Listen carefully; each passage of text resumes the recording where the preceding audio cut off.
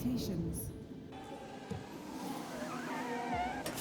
What Stokes has achieved is so special. Greta Thunberg, Nelson Mandela, even the Jamaican bobsleigh team. They achieved more than anyone believed they could.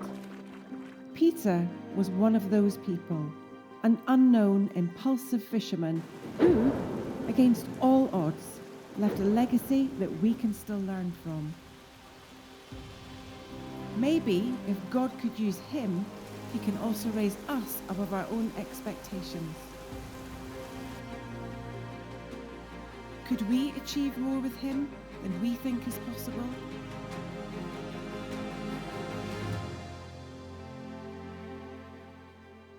Good morning, everybody. Good morning. I don't know about you, I am still reeling from the Mother's Day video. It's like I was sat there on my own going, has anybody got a tissue? I'm kind of trying, and Sam Fennin, that's your fault. Brownie points for Sam Fennin this morning. So great to welcome you here. My name is Mike. As Helen said, we are in the second part of our series, Against All Odds. Steve kicked us off last week, introducing us to this guy called Peter, who was one of Jesus' closest friends and closest disciples. If you missed that, you can catch that up online at forgechurch.com. And, you know, what Steve kind of introduced us to is this unknown fisherman into a life, who went into a life of following Jesus, moving from someone who actually for most of his life had kind of been considered as not good enough, to being someone who actually Jesus saw potential in, who actually Jesus chose to build his church upon as we go through Peter's story. And so through this series, we're looking at the parallels of Peter's life with and how he achieved more than what he probably thought was ever possible through following Jesus, and how that can work for us in our lives today, and how we could achieve more than we think is possible. And so today we're going to continue Peter's story, and this time it involves a storm, a boat, a decision, and some rather unexpected water walking. Now, I have to tell you that I have, I think you'd probably call it a healthy respect for water. I don't love it, if I'm honest. And part of that is because I'm not a very good swimmer. I can swim, but as Claire, my wife, would say, that when I do swim, it does genuinely look like I'm drowning.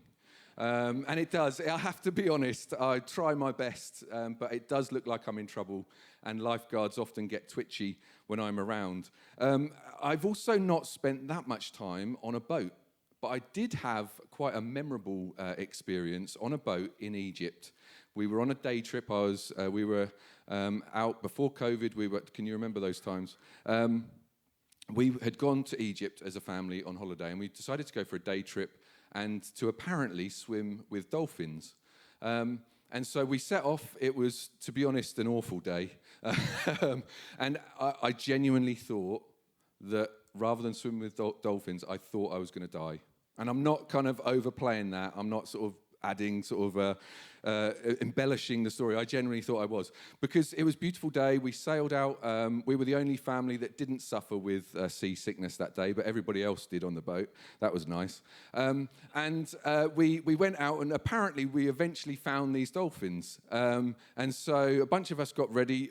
It was supposed to be all of us swimming with dolphins, but me, the worst swimmer of the group, was the only one that actually from our family decided that I was actually going to give it a go. And actually, after I'd given it a go, now I decided that the girls and Claire actually were probably the wise ones in the situation. So there I was, wetsuit. You can imagine this if you want. Wetsuit, life jacket, flippers, and a bunch of us jumped in. And it wasn't until I jumped in that I realised actually the waves were quite heavy. You know, it was quite whipping up, and it was like. And then I realised that there was these 5 other boats, quite big boats around us with similar day trippers all in there trying to find these dolphins. There was these inflatable dinghy speedboats buzzing around all over the place. It was absolute chaos. And not being a hugely confident swimmer, I genuinely thought I might die that day. And so, obviously, the dolphins had had enough because they'd disappeared. So I didn't even see the dolphins. And so then we had this chaotic moment where you're trying to find the right speedboat dinghy to get back into so you can get back to your correct boat.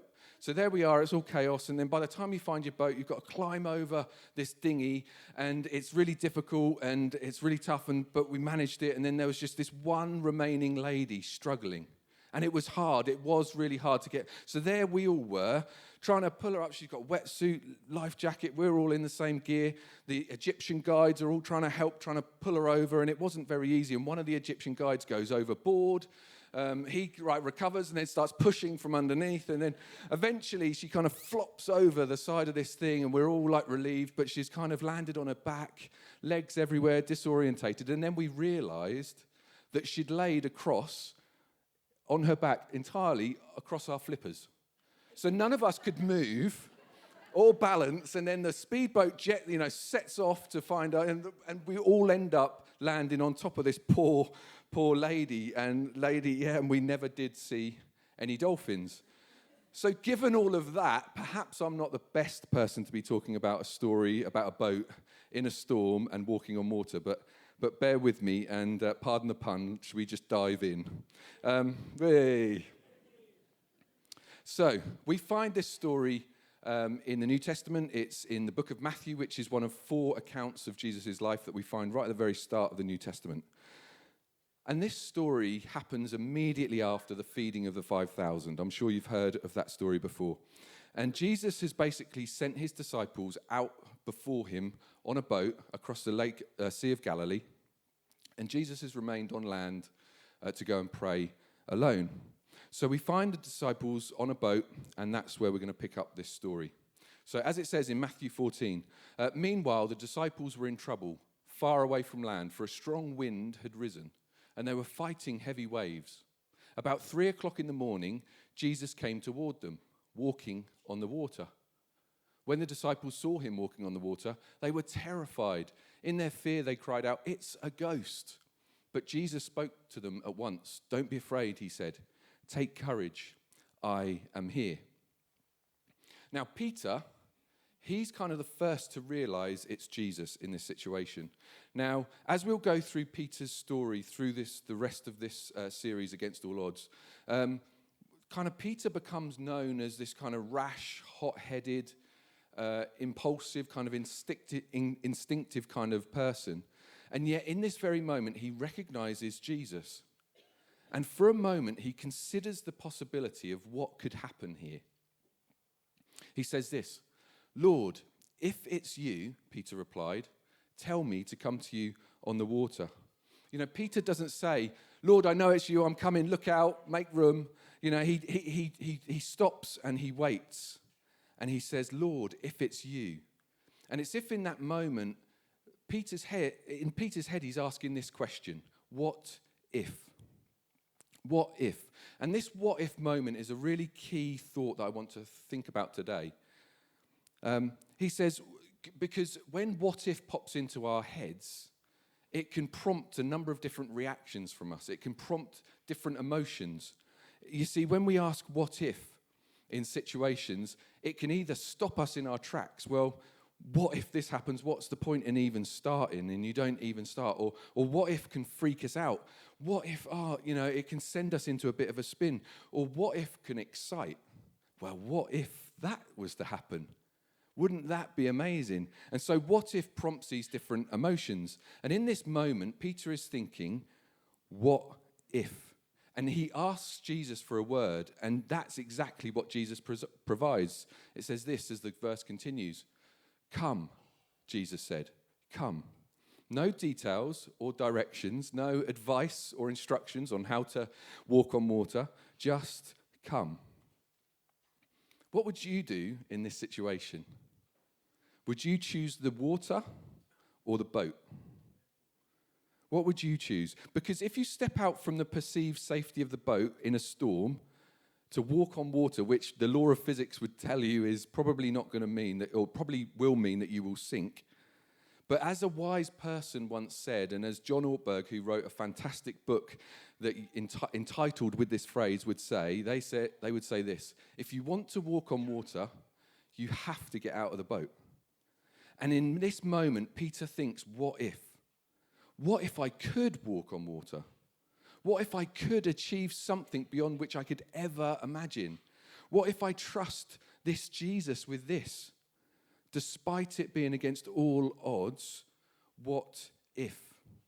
And this is the crux of what we're going to look at today, that even if it seems against all odds, if you want to achieve something beyond that which you could ever imagine, if you want to live life to the fullest, if you want to let go of situations or emotions that limit you, you have to get out of your boat. You have to get out of your comfort zone. You have to let go of that which gives you perceived safety but actually limits your life.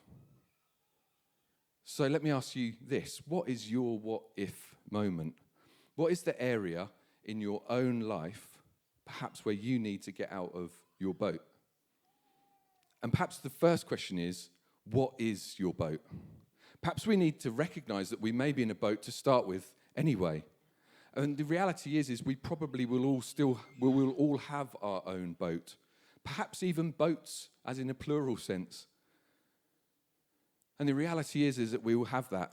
You know, it will be something that represents safety or security to you, apart from God himself.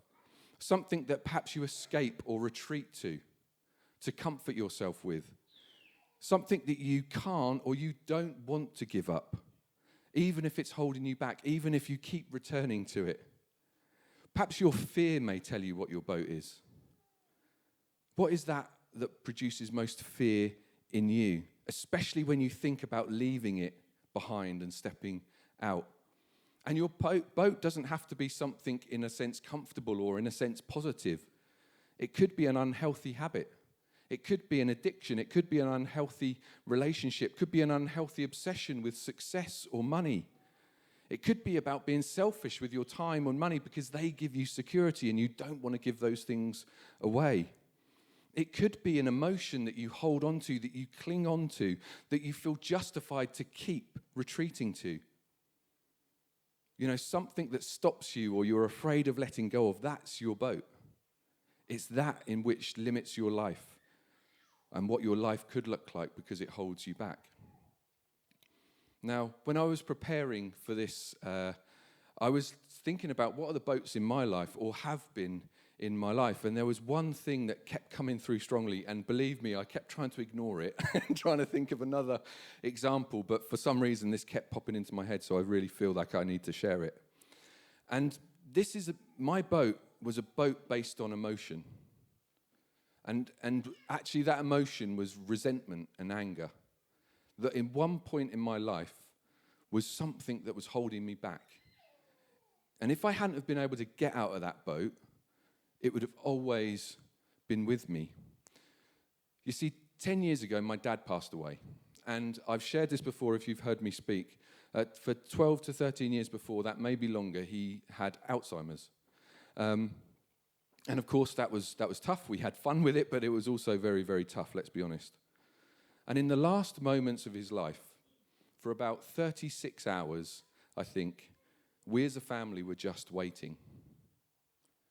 To be honest, waiting for him to die. And in this moment, I could just feel this frustration, this anger, this resentment boiling up inside of me that actually had been boiling up over a number of years. And at that very point, in my head, I was calling out to God, feeling anger and saying, just let him go. Yet the reality was that throughout my life and through Dad's illness, I had bred this resentment and anger. Not just towards God, if I'm honest, also towards my dad. And I know that sounds harsh, and I'm not proud in saying that, but it's my reality. And in the last hour of his life, we read Bible passages and we listened to worship music. It was an incredible experience. And my sister suggested that perhaps time was getting close and we needed to perhaps say the last words to Dad.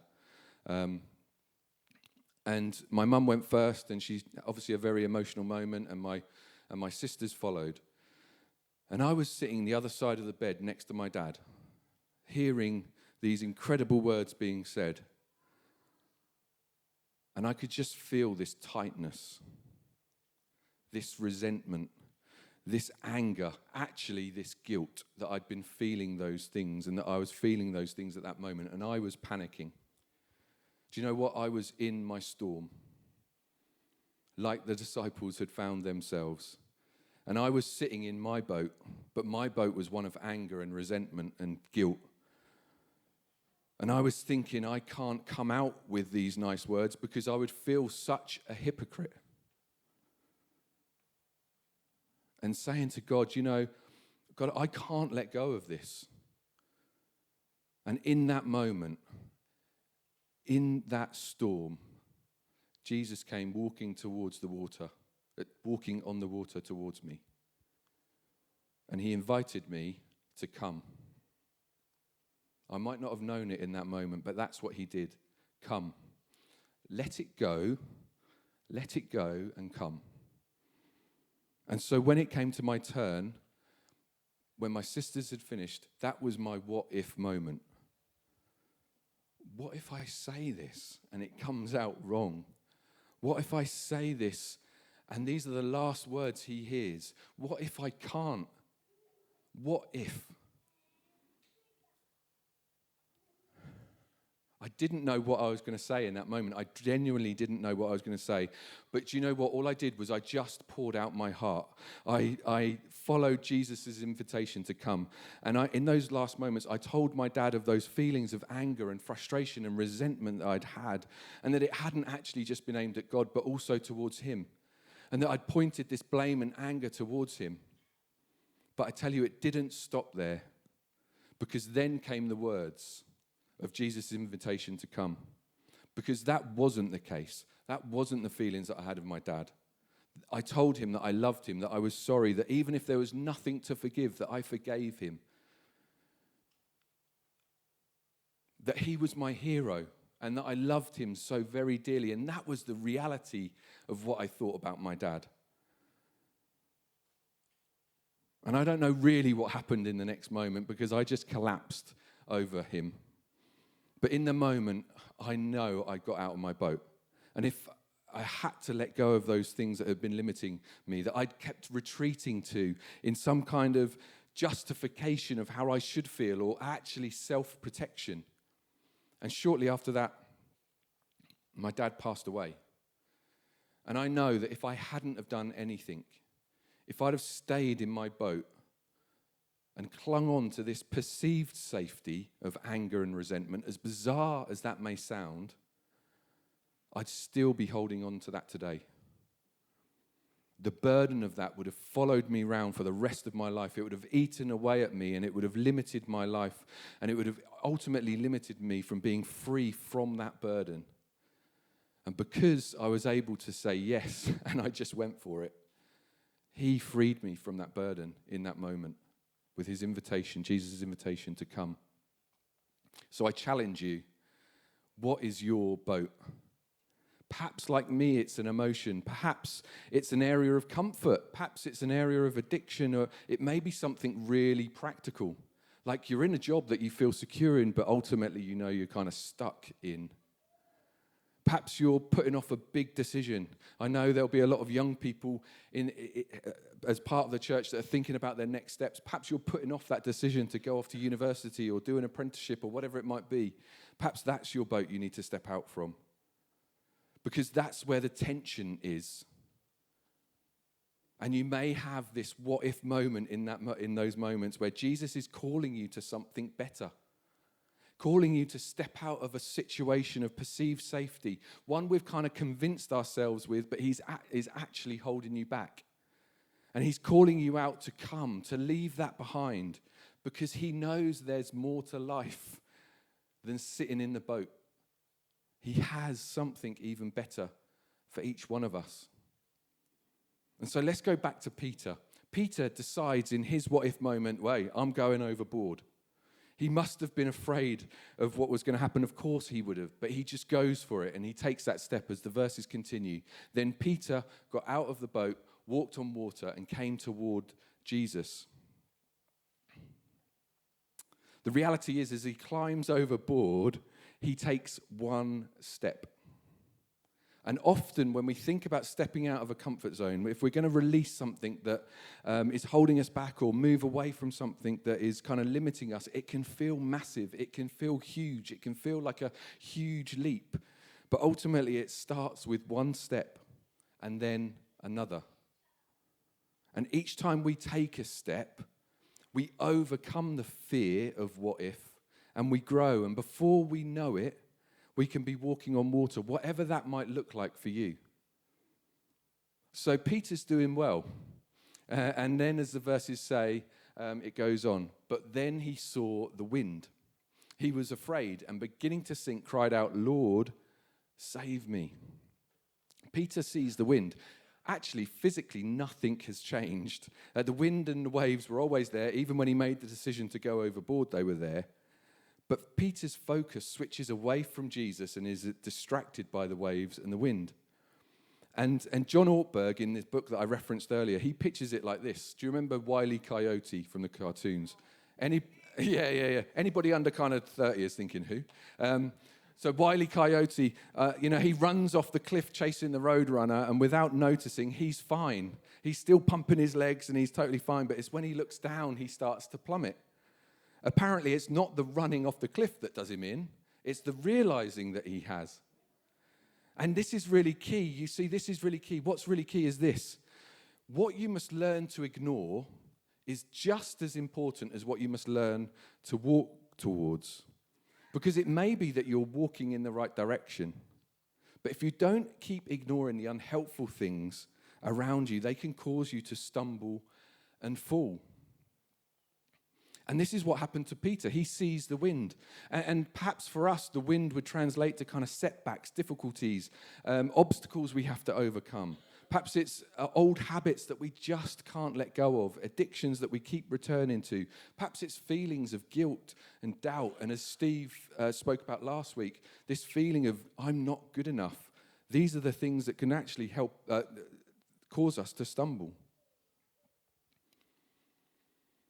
But fortunately, in Peter's situation, when he stumbles and falls and starts to sink, he's walking towards Jesus. And he's close enough to Jesus for Jesus to catch him. As it says here, Jesus immediately reached out and caught him.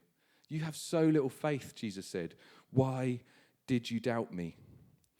And Jesus asks this because all Jesus asks of us is to have the faith to come. Why? Because he has the grace to catch us. He only asks us to come because he has the grace to catch us. You see, our confidence, our own confidence, is not about being able to walk perfectly in our own strength, but is in the confidence in the fact that Jesus is close enough and wholly adequate to catch us. And at this moment, Peter realizes that he doesn't need to have faith in his own feet. He just needs to have faith in Jesus' hand. So at this point, Jesus helps Peter to get back in the boat. And Peter finds himself back in the boat. And after this, his own experience kind of led to a revelation when he's back in the boat. And it says this, "Truly, you are the Son of God." At this moment, the penny drops. And it's the same for you. If you get out of your boat and you trust God, walk or fall, your life will change.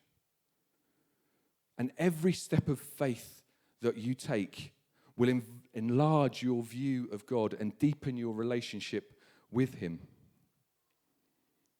So let's get really up to us sitting here in Debenham. There'll be some aspect, I'm sure, in your life in which God may be calling you.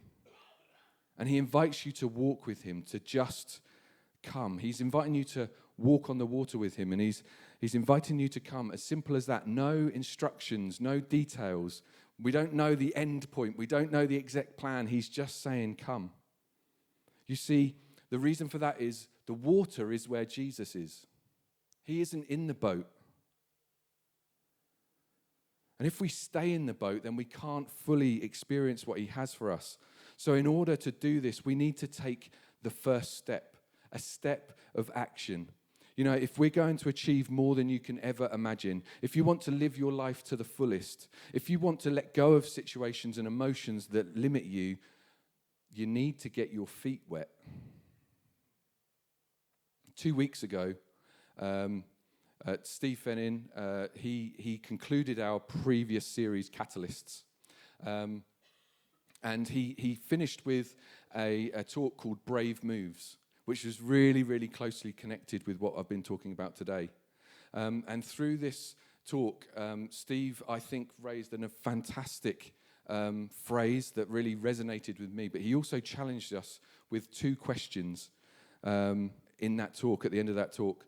And I think it's right to bring those up again today. Sometimes God just wants to, we don't listen very well, so we need to keep repeating certain things. So I've adapted these questions to what kind of the topic I've been talking about today. But this is what Steve said. Steve said, a life of faith demands us to make a brave move. And I don't want to underplay that actually, perhaps for you sitting here today, getting out of your boat will be a massive brave move that's kind of resonating in your head. But a life of faith demands us to make that brave move. And the 2 challenges and the questions that I'd like you to consider that you may have already been considered since when Steve raised them a couple of weeks ago was this. When was the last time you stepped out of your boat, if ever? And secondly, in your what if moment, what will be your next step? So practically, what could be your next step? You know, perhaps for you, that's a big life decision that you need to make, that you've been mulling over, that you've been trying to ignore, push back to the back of your brain, that, you know, trying to do anything else but think about that big thing. And yes, you need to pray into that. You need to talk to people about that. But what is the brave move? What is this step of action that you need to take in that situation? Perhaps for you, you've been coming here to the Forge for a while. And you've been coming on a Sunday and you've been enjoying it. But perhaps for you, that step is to become more involved here. Perhaps going a bit deeper. Is that joining a small group? Is that giving of your money regularly, which feels really scary? Is it actually giving of your time and signing up to be a volunteer of what goes on here and really be a contributor to what goes on and contribute to what we're doing here at the Forge? Perhaps for you, you've been exploring faith. Perhaps you've been going to Alpha or, you know, whatever it is, or been, you know, you're by yourself, been exploring faith in a deeper sense. Is baptism a step for you? Well, in Easter Sunday, we will be holding baptisms. Is that your next step? Is that you climbing out of your boat? Or perhaps you're sat here this morning and you really don't know what on earth you're doing here because you've not really ever come to church before. Perhaps you've just come because your mum asked you. And you're wondering what on earth all of this is all about. Or perhaps you've been coming for a couple of weeks and you've been exploring, but you still, but perhaps something is starting to resonate with you. You're getting a sense that something needs to change in your life. Perhaps your next step is to share that this morning. To ask someone to pray for you, perhaps for the first time. And that feels weird. And perhaps it's about asking and accepting Jesus in your life for the very first time here this morning. That could be your next step. And as I've listed some of those things, and perhaps as I've been talking about some of these topics, as I've listed examples, perhaps this what if moment is raising a panic in your head because you know what God is talking to you about. You might know what you're being called to do. You might know what your next step perhaps could be. But you're in that what if dilemma. And perhaps right now your what if dilemma is this. What if I can't? What if I can't? Well, Peter would say, what if you can? Or perhaps you're thinking, what if I do step out, but I fall, I fail? Well, perhaps you should consider, what if Jesus catches you? You know, Jesus' invitation to come is not about flawless steps. It's about trusting in Jesus. He's the one who defies the waves. He doesn't expect you to do it alone. And if you respond to his invitation, perhaps you will walk on water. You'll experience something beyond your imagination. And even if you stumble, Jesus is there. He's in the water. He's not in the boat. And you won't fall alone. Through his love and grace, Jesus will catch you. And you'll experience this overwhelming grace in your life from Jesus. And when you experience this, just like Peter, you'll have a deeper relationship with God. You see, sometimes the way to a deeper faith is just to fall in the right place and have Jesus catch you close to Jesus. And as I conclude, I invite you to think about what is your own what-if moment. I invite you to really identify what your boat is, and perhaps that's going to take some soul searching like it was for me. What is holding you back from stepping out in faith? Because remember, it's not about how well you walk on water. It's about knowing that Jesus is more than able to catch you if you fall. And who knows, you might just find yourself walking on water.